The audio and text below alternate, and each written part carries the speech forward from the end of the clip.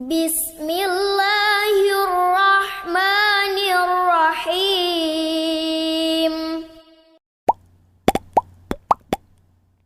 Assalamualaikum warahmatullahi wabarakatuh. Alhamdulillahirrabbilalamin. Wassalatu wassalamu ala rasulillah wa ala alihi washabihi wasallam, amma ba'd. Anak-anak sekalian yang semoga dirahmati Allah subhanahu wa ta'ala, alhamdulillah kita bersyukur kepada Allah subhanahu wa ta'ala yang senantiasa memberikan kita kesehatan, kekuatan dan kesabaran dalam menjalankan segala aktivitas, khususnya dalam belajar, dalam menuntut ilmu. Meskipun dengan jarak jauh ini kita tetap semangat dan semoga kita terus bisa bersabar atas segala kesulitan-kesulitan yang kita hadapi.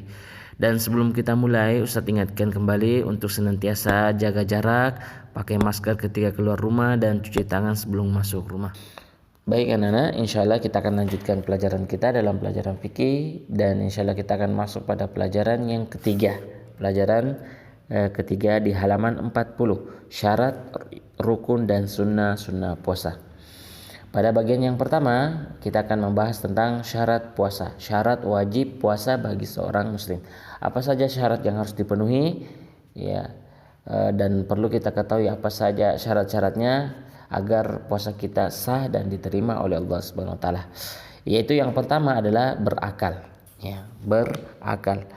Maka wajib, ya, syarat wajib puasa bagi seorang muslim yang pertama adalah yaitu berakal. Maka orang yang gila, pingsan dan tidak sadarkan diri mungkin karena mabuk, maka tidak wajib bagi mereka untuk berpuasa karena akalnya hilang, ya, kesadarannya hilang, ya. Maka itu tidak menjadikan dia wajib berpuasa, ya, tidak menjadikan dia wajib berpuasa karena ya akalnya hilang.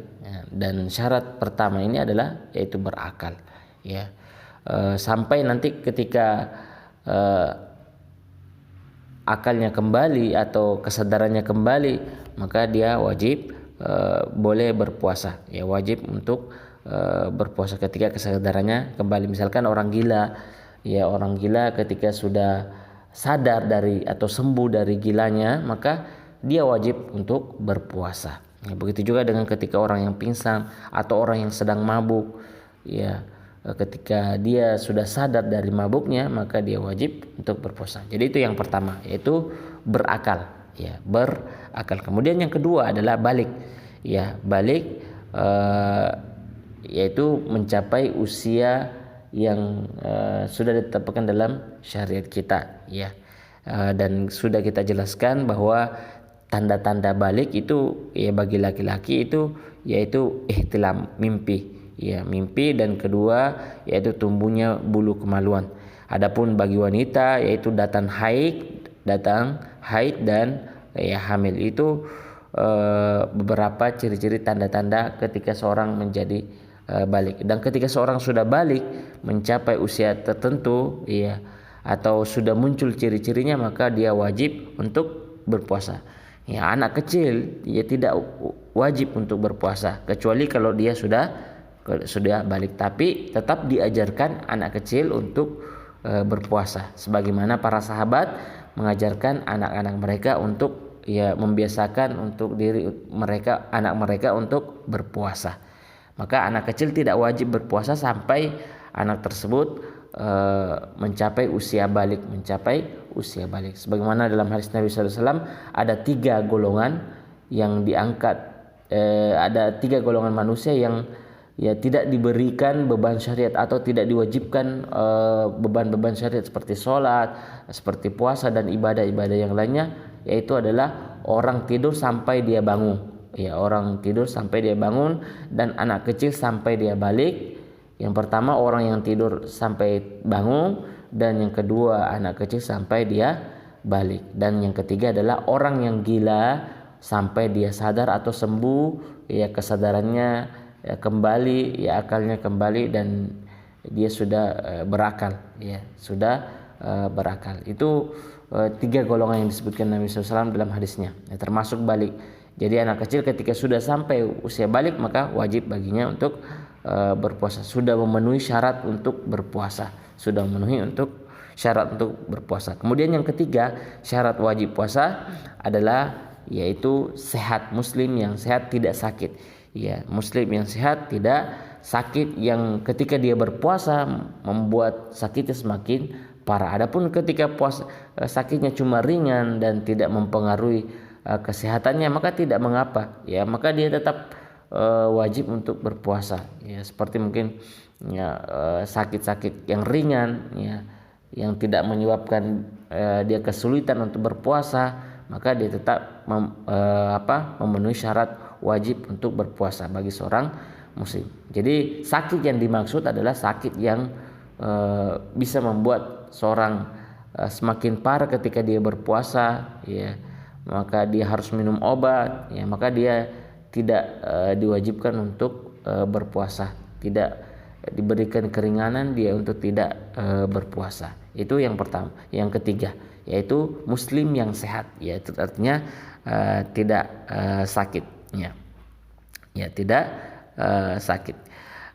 Kemudian yang keempat, ya, syarat wajib bagi puasa bagi seorang muslim adalah mukim. Ya, apa itu mukim? Yaitu tidak sedang berpergian, tidak musafir. Ya, lawan dari mukim adalah musafir. Mukim itu artinya dia menetap, tidak kemana-mana, tidak sedang berpergian, tidak keluar kota. Yaitu yang namanya mukim. Karena orang yang musafir, ya, musafir itu tidak wajib baginya untuk berpuasa, tidak wajib baginya berpuasa. Ya, ketika seorang mukim di kampungnya atau di daerahnya, di kotanya, maka dia memenuhi syarat untuk berpuasa, memenuhi syarat wajib untuk berpuasa. Itu yang keempat, mukim, ya, tidak sedang berpergian. Kemudian yang kelima yaitu mampu, tidak dalam keadaan kesusahan yang berat. Ya, artinya dia mampu secara fisik, ya, seperti tadi tidak sakit atau ya mungkin seperti orang tua yang sudah lemah, ya, tidak mampu lagi untuk berpuasa, maka ya diberikan keringanan untuk tidak berpuasa, tapi dia membayar al-fidyah, ya. Jadi di sini mampu, ya, mampu dalam segi fisik, ya, tubuhnya mampu untuk berpuasa. Ya, mungkin kalau orang tua itu sudah tidak mampu, tidak kuat untuk berpuasa, maka ya tidak wajib baginya untuk berpuasa. Ya, diberikan keringanan untuk tidak berpuasa tapi tetap membayar fidyah makanan bagi orang-orang miskin. Itu yang kelima. Kemudian yang keenam, ya, adalah ya bagi wanita, ini syarat khusus bagi wanita, yaitu tidak sedang haid dan nifas. Ya, tidak sedang haid atau nifas. Nifas artinya habis melahirkan, ya, habis melahirkan. Dan ini khusus bagi wanita, yaitu tidak sedang haid atau nifas, sedang melahirkan. Karena wanita yang haid, ya, dan nifas itu, ya, dilarang untuk berpuasa oleh Nabi SAW. Ya, sebagaimana ketika wanita sedang haid itu tidak sholat dan tidak puasa, sebagaimana dalam hadis, ya, bukankah ketika haid ia tidak sholat dan tidak puasa. Jadi wanita yang haid atau nifas, ya, yang habis melahirkan, ya, maka tidak wajib, bahkan dilarang untuk berpuasa, ya, dilarang untuk berpuasa, sebagaimana, ya, wanita yang haid itu dilarang untuk sholat, ya, dilarang. Nanti ketika setelah suci baru boleh dia untuk berpuasa, ya, baru dia boleh untuk berpuasa. Jadi itu anak-anak sekalian syarat dari puasa. Yang pertama berakal, ya, kemudian yang kedua balik, kemudian yang ketiga sehat, ya, kemudian yang keempat mukim, tidak safar, tidak berpergian, kemudian yang kelima mampu, ya, tidak dalam kesulitan yang berat, atau kemudian yang terakhir keenam, ya, khusus bagi wanita adalah tidak haid atau tidak nifas. Yaitu syarat-syarat puasa. Dan sekarang kita akan masuk pada pembahasan berikutnya, adalah yaitu bagian B, rukun dari puasa. Ya, rukun puasa, jika salah satunya ditinggalkan maka, ya, batallah puasa kita. Ya, sebagaimana dengan sholat, ya, sholat memiliki rukun. Ya, seperti di antara rukun sholat adalah membaca Al-Fatihah. Siapa yang tidak membaca Al-Fatihah maka sholatnya batal. Seperti maka puasa juga memiliki rukun. Ya, apa rukunnya? Yaitu yang pertama adalah menahan diri. Ya, menahan diri dari apa? Dari segala yang membatalkan puasa seperti makan, minum dan lain-lainnya. Ya, jadi rukun dari puasa adalah ya menahan diri dari segala yang membatalkan. Ya, menahan diri dari segala yang membatalkan. Kemudian yang kedua adalah niat. Ya, niat kita harus berniat dalam hati dan tentu saja tidak perlu diucapkan, ya cukup dalam hati kita berniat ingin berpuasa, ya baik itu puasa wajib ataupun puasa sunnah, karena ya sebagaimana dalam hadis Nabi SAW, innamal a'malu binniyat, sesungguhnya amalan itu tergantung pada niatnya. Jika puasanya adalah puasa wajib, maka wajib dia ya berniat sebelum fajar, sebelum waktu subuh.